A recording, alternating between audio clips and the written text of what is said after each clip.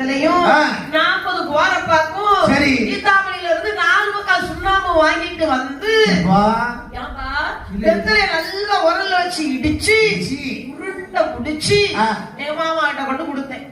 மாமா பெரிய உருண்டையா இருக்கு, என் செல்ல மாமா நீங்க மொத்தமா சாப்பிடாதீங்க, கொஞ்சம் கொஞ்சமா எடுத்து எடுத்து இங்க வைக்க கூடாது, இந்த முதல்ல வாயில வச்சு செய்யக்கூடாது மாமா, இந்த பக்கத்துல ஒதுக்கி வச்சு சமைங்கன்னு சொன்னேன். இது தப்பா ஐயா? நல்ல காரியம் தானே, நல்ல காரியம் தானே.